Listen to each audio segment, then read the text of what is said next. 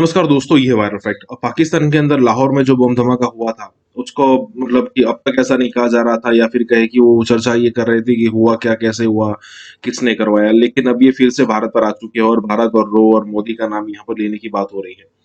और पिछले दिनों ही न्यूज़ आई थी कि भाई ये ऐसी एक अलर्ट है आईएसआई की तरफ से या फिर कहे कि पाकिस्तान का जो भी इंटेलिजेंस एजेंसी होगी, उनकी तरफ से यहाँ पर ये कहा गया है कि भाई पाकिस्तान पर कई सारे कंट्रीज है जो वेट करके बैठे हैं पाकिस्तान को नुकसान पहुंचाने के लिए। और यहाँ पर यही हुआ है, मतलब कि धमाका हुआ है लाहौर के अंदर। और इसी बात का ये बात सही साबित करता है जो पिछले दिनों न्यूज आई थी कि भाई पाकिस्तान पर कभी भी हमला हो सकता है। और यहाँ पर हुआ भी यही है। और फिजा जो कि हमेशा चिल्लाती रहती है, भारत के खिलाफ कोई पॉइंट नहीं छोड़ती है भारत के खिलाफ बोलने में, वो भी यहाँ पर यही कह रही है। दोस्तों, इसी के साथ ये वीडियो शुरू करते हैं और आपसे रिक्वेस्ट है कि अगर आपने हमें सब्सक्राइब अब तक नहीं किया तो जरूर कर दे। वीडियो शुरू करते हैं। वज़ीर दाखिला कई बार इस बात की पेशगोई कर चुके हैं कि पाकिस्तान के सर पर बैरूनी खतरे के बाकायदा बादल मंडला रहे हैं जो किसी भी वक्त बरस सकते हैं। और आज शेख रशीद साहब का खदशा दुरुस्त साबित हो गया। आज पुरअमन पाकिस्तान में एक बार फिर से दहशतगर्दी ने डंग मार दिया। पाकिस्तान के दिल लाहौर पर ज़रब लगाने की एक और कोशिश की गई। इराक का एक शख्स हज के इरादे से बगदाद पहुंचा, जहां से एक बड़ा काफिला हज के लिए रवाना होने वाला था। उसके साथ उसकी मरहूमा बेगम का एक यादगार हार भी था, क्योंकि रास्ता महफूज नहीं था और वो यही हार अपनी इकलौती बेटी को जहेज में देना चाहता था। तो उसने एक मंसूबा बनाया कि क्यों ना वो ये हार एक मशहूर दुकानदार के पास बतौर अमानत रखवा दे कि अगर वो जिंदा वापस आ गया तो ये हार उस दुकानदार से ले लेगा, वरना फिर ये मशहूर जो दुकानदार है ये मेरी बेटी तक खुद ये हार पहुंचा देगा।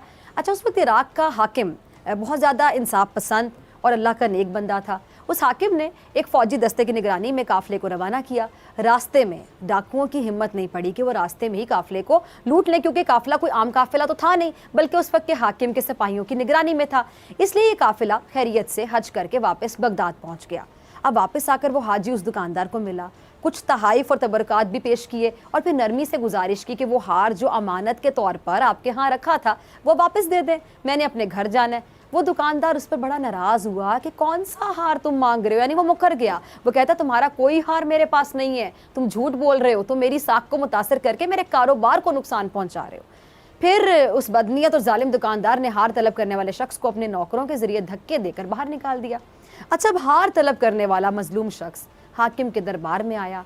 उसने अपनी फरियाद पेश की, लेकिन उसके पास कोई सबूत या गवाह नहीं था। तो बादशाह ने कहा कि मैं तुम्हारे लिए बाजार का दौरा मुकर्रर करता हूँ, तुम उस दुकान के सामने बैठो, जब मेरी सवारी वहाँ तुम्हारे पास से गुजरेगी तो मैं तुम्हें सलाम करूँगा। जवाब ज़रूर देना, मगर मुलाकात के लिए उठना नहीं, मैं खुद तुम्हारे पास उतर कर आऊँगा।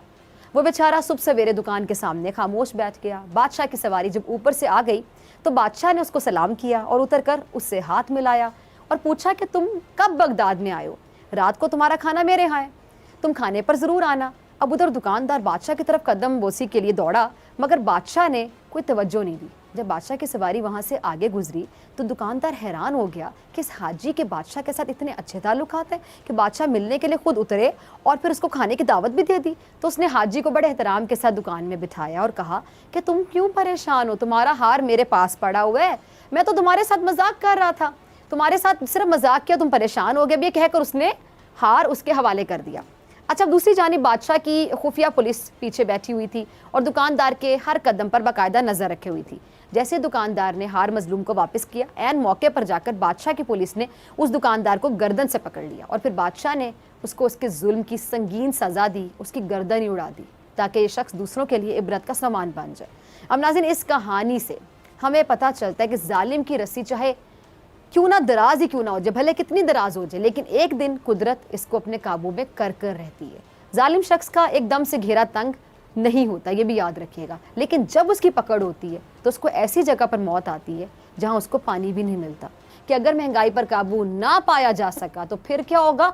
आने वाले इलेक्शन में तहरीक इंसाफ का ना सिर्फ एहतसाब होगा बल्कि कड़ा एहतसाब हो सकता है, और जिसकी एक झलक केपीके के बल्दियाती इंतखाब में आप सब ने देख ली है। इसीलिए अब अगर डॉलर मजीद ऊपर जाता है तो स्टेट बैंक कभी भी डॉलर को बढ़ने से रोकने के लिए हुकूमत की कोई मदद नहीं करने वाला, और यूँ डॉलर डबल सेंचुरी कर जाएगा। और हुकूमत का इस पर मौक़िफ़ ये है कि जी मईशत के ख़िलाफ़ अपोजिशन और इसके जो हामी हैं वो बड़ा एक मनफी प्रोपेगेंडा कर रहे हैं, जबकि ये वो कहते हैं जी सिर्फ महज अफवाहें हैं जिनका हकीकत से दूर दूर तक कोई ताल्लुक वास्ता नहीं। اب ناظرین ابتدائی تحقیقات کے مطابق جو دھماکہ ہے وہ ٹائم ڈیوائس سے کیا گیا تھا اور اس کے نتیجے میں کئی افراد جان کی بازی ہار گئے اور کئی افراد زخمی بھی ہوئے جن کو میو ہسپتال داخل کروایا گیا, منتقل کیا گیا.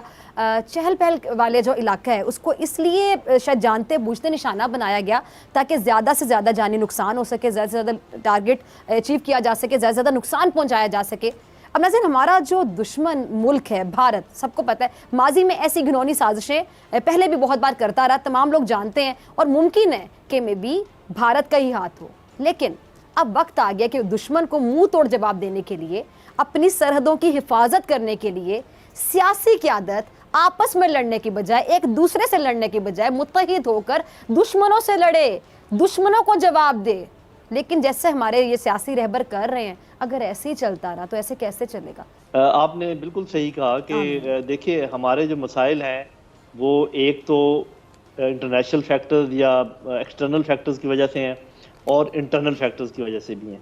اب ایکسٹرنل فیکٹرز چلیں, ہمارا جیسے محل وقوع ہے اور ساتھ افغانستان ہے اور ہندوستان کے ساتھ ہمارا جھگڑا ہے اور امریکہ ہم سے ناراض ہے, یہ سارے فیکٹرز اسی طرف لے کر آتے ہیں. ابھی تک کسی نے اس دھماکے کی ذمہ داری تو قبول نہیں کی, لیکن خبریں آ رہی ہیں کہ بلوچستان لبریشن آرمی نے اس کا کیا, اور ہم اچھی طرح جانتے ہیں کہ بی ایل اے کے پیچھے جو ہے وہ رو ہے اور اس سے پہلے این ڈی ایس بھی ان کی معاونت کرتا رہا ہے. تو یہ ساری چیزیں دیکھنے کے بعد میرا خیال ہے کہ کم از کم ان معاملات کے اوپر تو ہمیں بہت یکجہتی کا اظہار کرنا چاہیے. یہاں تک کہ جب کشمیر اور افغانستان کی بات آتی ہے تو وہاں بھی ہم اکھڑے اکھڑے سے لگتے ہیں, کوئی کچھ کہہ رہے ہیں کوئی کچھ کہہ رہے ہیں. ایک بیانیہ, ایک زبردست سالڈ بیانیہ ایک تو اس کی ضرورت ہے. دوسرا میں یہ بھی کہوں گا ساتھ کہ دیکھیں جب بھی کوئی واقعہ پیش آتا ہے تو صاف ظاہر ہے کہ اس میں کسی نہ کسی کی کوتاہی تو ہوتی ہے.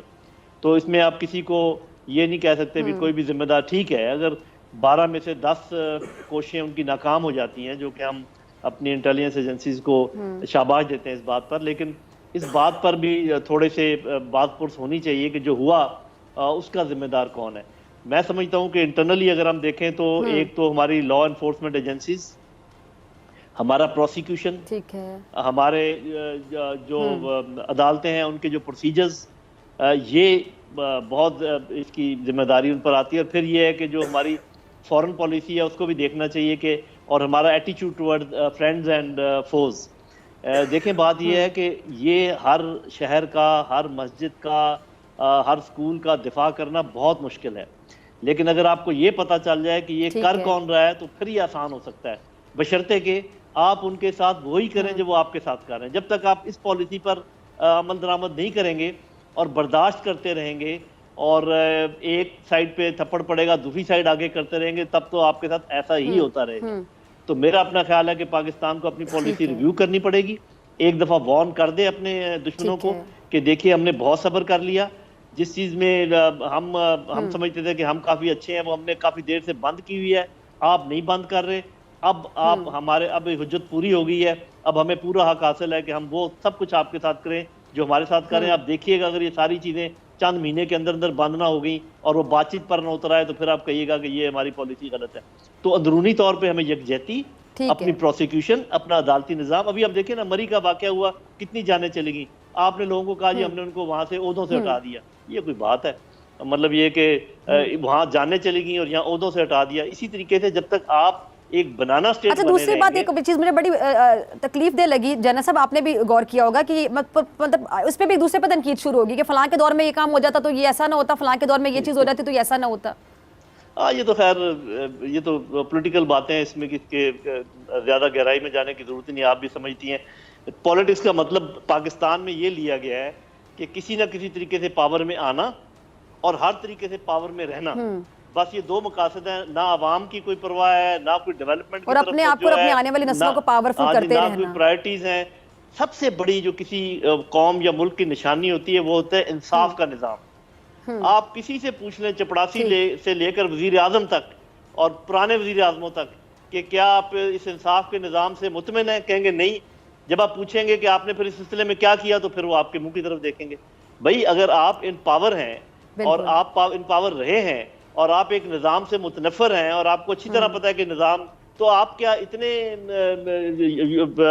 نہیں ہاتھ پاؤں ہلا سکتے, کوئی کام نہیں کر سکتے اپنے یہاں پر جہاں قانون بنائے جاتے ہیں, قانون بنتے ہیں پارلیمنٹس میں, کہ آپ اس کو تبدیل کریں.